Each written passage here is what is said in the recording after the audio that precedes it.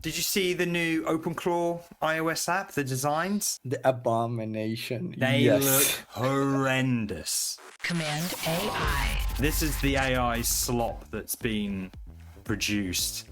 Some key highlights here. Oh, here we go. Key highlights being like the double header there.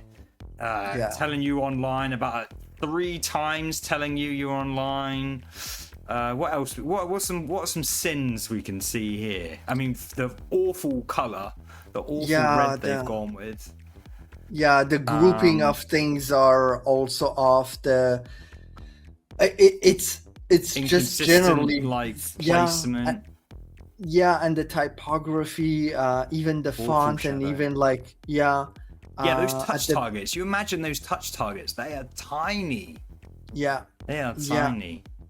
This design, maybe 5 years ago, would be okay, but today, why people are so angry about this is because like he seemingly has unlimited AI tokens, and this is what they put out, and just people are not happy with it. Like the logo, they have like 5 different logos. Like each platform, it's not even a logo. This is the website, right? So you've got this font, you've got this little Maltbot thing, whatever you call it, and then you go to the GitHub, and then you've got this weird like thing, and then the icon there, and then going back to here, this thing. It's like that would drive me insane to know that I've got a product where there's like 5 different logos.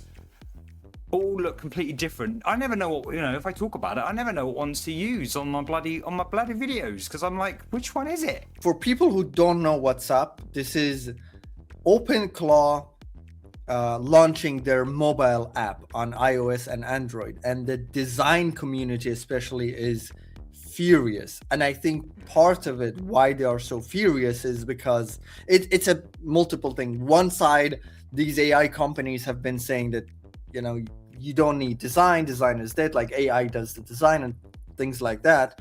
On the other end, I think it was the OpenClaw creator who, like Peter, I think I searched for the tweet. So here we have Andreas saying Apple acquires Play. That is Play. I don't know what that is.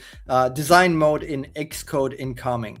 This is to do apparently to do like proper design, like how you do it in Webflow in a visual way, to do it for mobile application, for iOS application.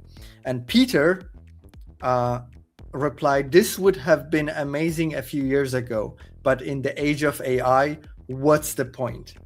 And a reply from Josh was, "This was hilarious.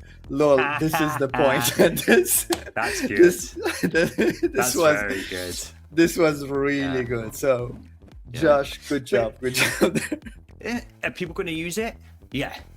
What's the worst that's going to happen? Or you upset some people. Like, it's not going to inherently stop people from using the app. Like, there's a bit of an argument there to say that is it that bad that people are going to like, oh no, I'm not. I mean, there will be absolutely people who go, I'm not going to use that because it looks like ass. It hurts my eyeballs when I try and use it. But there are going to be plenty of people who still use it. They're still going to make not directly, but they're going to still make a fair bit of money, people using this app. But check this out. This is a tweet that I saw today. OpenClaw, just going to leave this here for the haters. Hi, I'm Colin. Hello, Colin. I did a lot of the OpenClaw iOS UI. So as one of the volunteers responsible, I accept my public flogging. I'm just a maintainer with limited time, too much excitement about mobile agents. Roasts fair. Have a dialogue, tell me how bad it is and want to make it better. Come join me in the Discord so we can make it as better a community. Yeah, guys, stop shitting on us. Here's one of our volunteers. Shit on him instead. Throwing a volunteer under the bus like this is wild. This is, I know it's not directly an OpenAI project, but they did bring in Peter, and it's seemingly having enough resources to hire a proper designer, not even like an open source maintainer who might be, I don't want to say like That was part of the deal, though. That was part of the deal, that it remains open source and it remains yeah, that's fine. someone... That's fine, but they seem to have like enough resources, and I don't know, like the design is it's really underwhelming. Some people started like mentioning, some people started doing like redesigns, and the redesigns were much better. Then I saw this video from Design Course. I don't know if you know this guy. Mhm. He's long Yeah. haired. Yeah. And so he takes it and just, I mean, I'm not that impressed with his redesign, but he just takes it through and shows how you can, you know, more of a UX understanding about how you can kind of break things up. You don't need to have like online like 10 times and whatever. Like, so it's a nice little run through, and this is his kind of like his favorite thing. Looks sort of cleaner, you know. I like it already. It has better Yeah. contrast. It maybe the branding is not like too distinctive at this point, but on the left, it's very old looking. You have that double thing, and you have like extra space unused, and it feels like the extra unused space is wasted. While on the right one, you don't feel like the extra space is wasted. And it's not a massive surprise that you've got a bunch of devs who are shit at design. This is not a new conversation, right? Like, again, I think back, like, the developers just don't know about design. Like, and AI gives them superpowers to be able to at least throw something together without having to bring on a designer or have to spend time doing design. They're able to get V1 up and then address it at a later time, or actually get someone in or whatever. Similarly, like, flip the tables a little bit. Ask a developer to sit down and review a designer's code. Like, I bet it's going to get the same. It's just because it's less visual. Like, you're like, no offense, your code is probably shite.